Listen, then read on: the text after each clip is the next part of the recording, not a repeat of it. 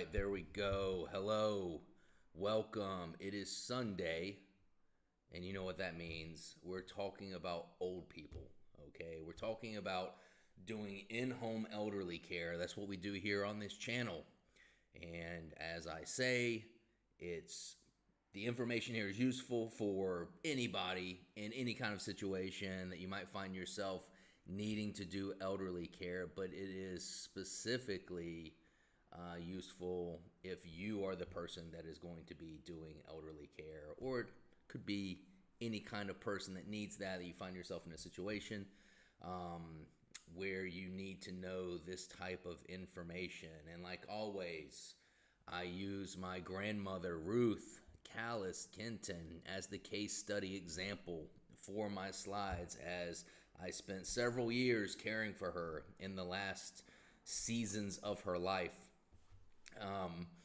And what we've been doing in each of these videos and each of these live streams is going through a series of ideas, thoughts, systems, processes that you too will need to consider and go through and make decisions on if you yourself choose to do this same thing. So you can check out some of the other videos if you want to see what we've already covered. And then for tonight, let me throw up my slide here as I do. Boom. Tonight, we're going to talk about the nights.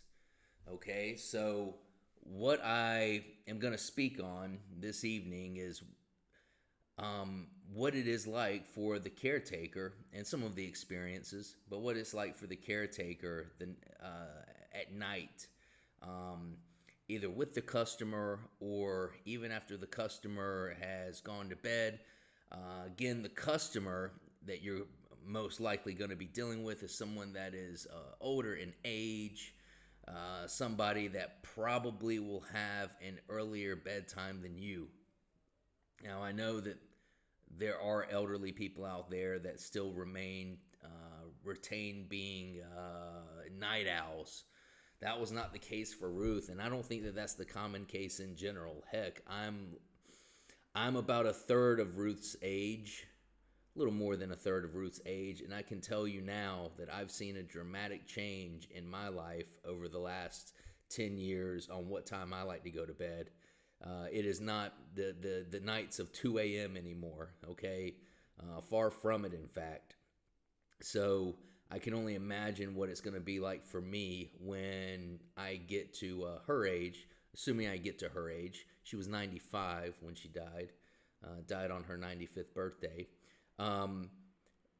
And if I'm already going to bed at a significantly earlier time now, my goodness, I can only imagine what it will be like, when I get there.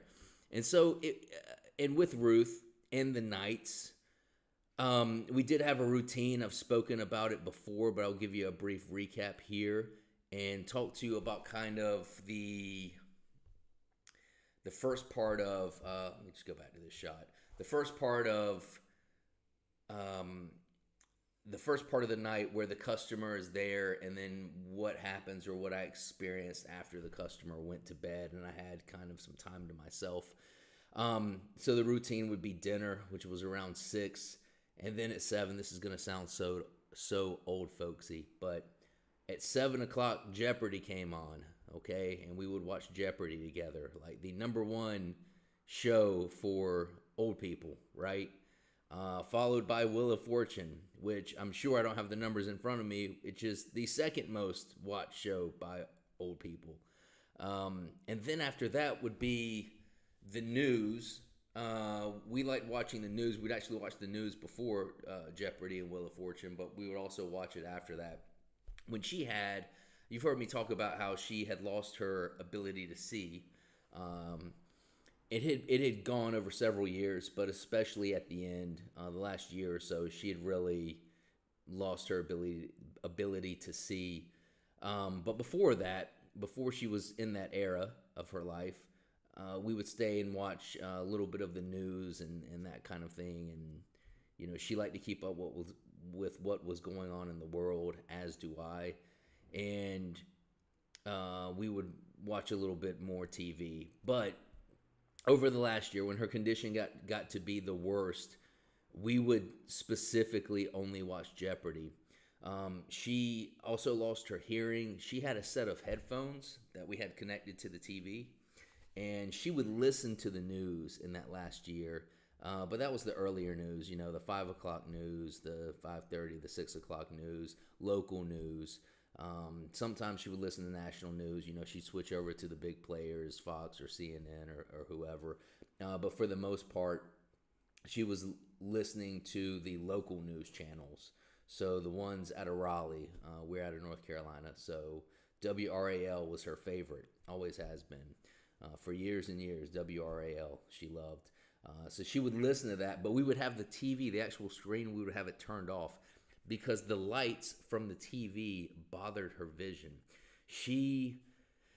I don't even know how to explain what it's like to lose your vision, of course, but speaking to the specifics of the condition that she had, the main part that I can describe to you is she said that it hurt, even though she couldn't see, she could make out that there were lights, flashing and coming at her eyes, and it hurt, and she didn't like that. So, and the other thing is, you think that when someone is going blind, and I'm sure it's different for different cases, but in her case, you think someone's going blind, and you think, oh, everything's going dark. That wasn't the case for her. It was white. So she said everything was white. Everything looked milky, like it had a film over it. And that condition just got worse and worse. She had cataracts and glaucoma. And I'm sure that if you were to research the medical literature on those, would probably speak to what I'm talking about now. But I wasn't aware of that at all. And so when she told me that, it was a little bit of a surprise, but it makes sense that if you're seeing white and you can't see anything but white, then having more color added to that would probably make that white even brighter and would hurt. So at the end, she could stomach having the TV on long enough to watch Jeopardy with me and her caretaker, or if my sister was there, but that was it.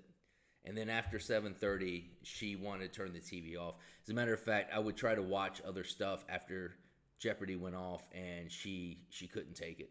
She'd almost be in tears because it hurt her eyes so much. And just to describe it even further, this is her with like these thick, blind, the typical style. If you were to look up somebody who has vision loss and the style of glasses they wear, this would be her wearing those glasses and still not being able to receive the light coming off of the TV because it hurt her eyes too much. And maybe she embellished a little bit of it too, but we would always oblige and turn the TV off. So, yeah, but anyways, if it was then or if it was even like a couple years earlier when she had more vision, 8:30 or so, she's laying down. And we would put her to bed, and then you would have time to yourself.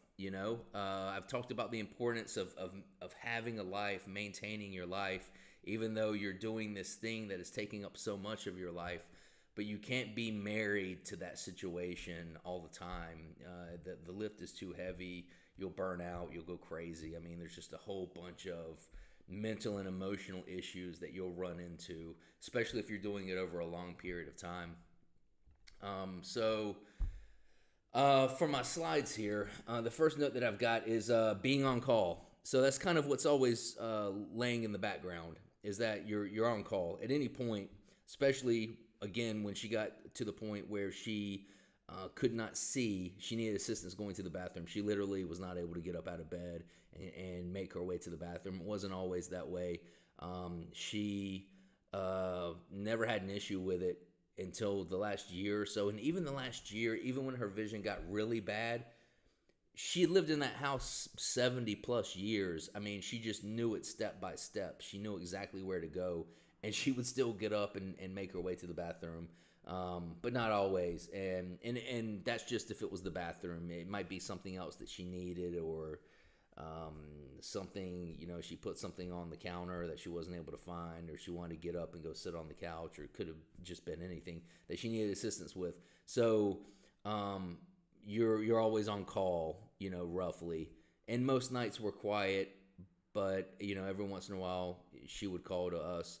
And at first, she would just call to us, and we were able to hear. But we eventually got a baby monitor and put it in her room, and then we would take the receivers and have those in our room, so that if she didn't have enough strength to really vocalize, we would still be able to pick up on it and hear it. So that's something that's going on at night. You're always on call.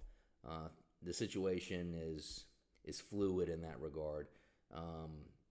Again, most nights were quiet, but again, at the end, when she needed help going to the bathroom and all of that, you were probably good to get at least one call every night.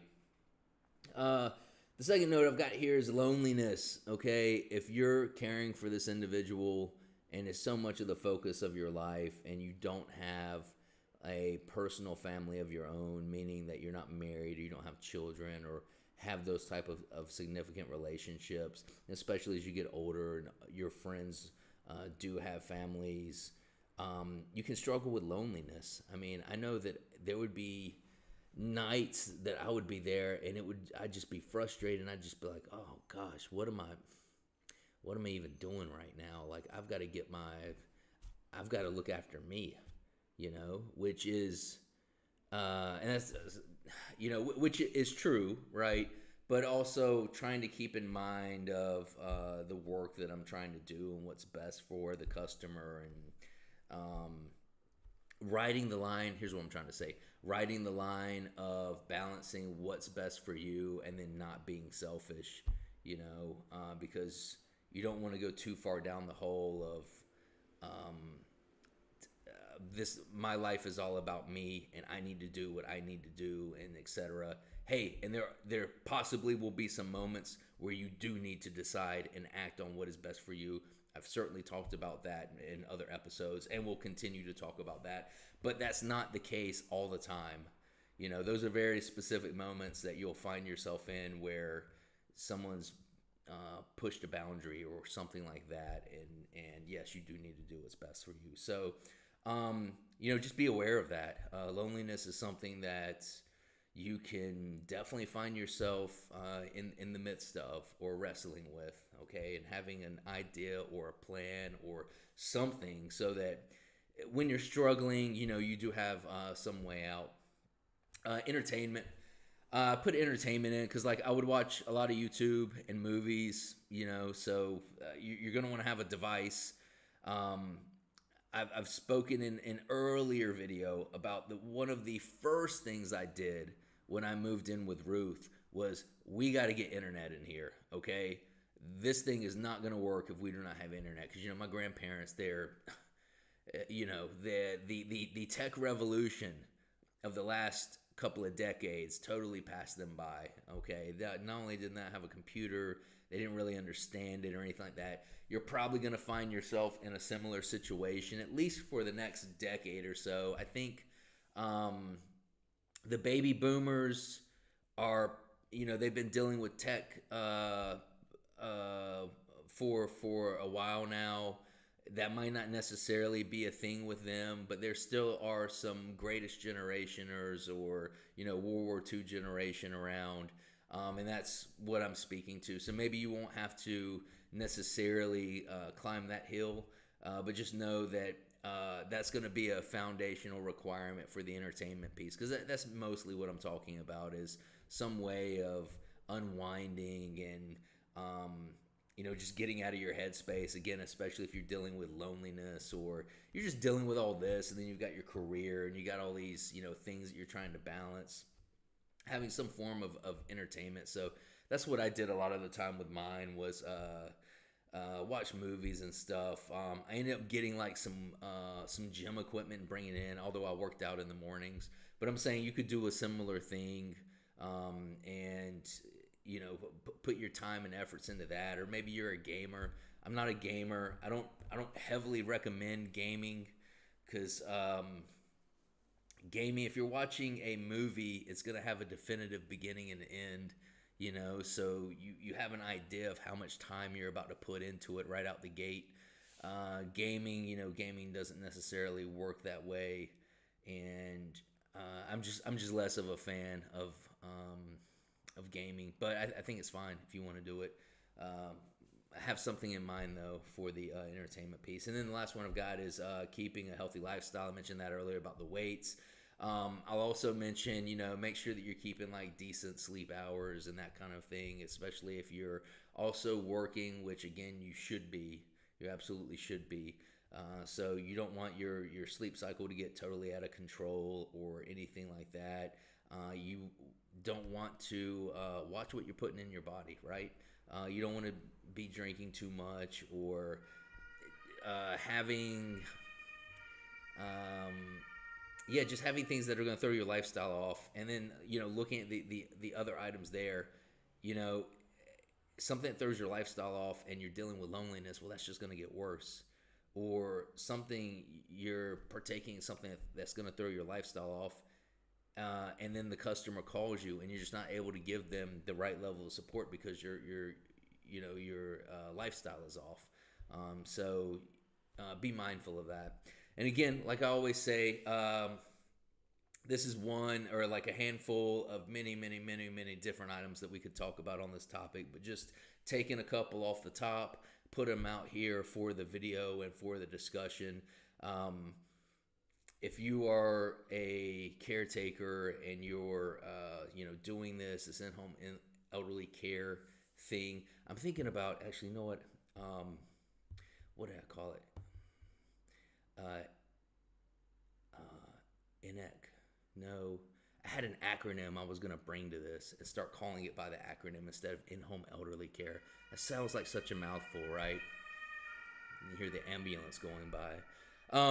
So I'm going to throw up my last slide and I'll get off this thing. Here we go. As always, if you got questions about this, give me an email. Send me an email, Mario at the Alpha Italian. You can also put a comment in with your question on YouTube. Give me your name and location. I want to know what your name is and where you're reaching out to me from. All right, I will do this again. I will see you next week, everyone.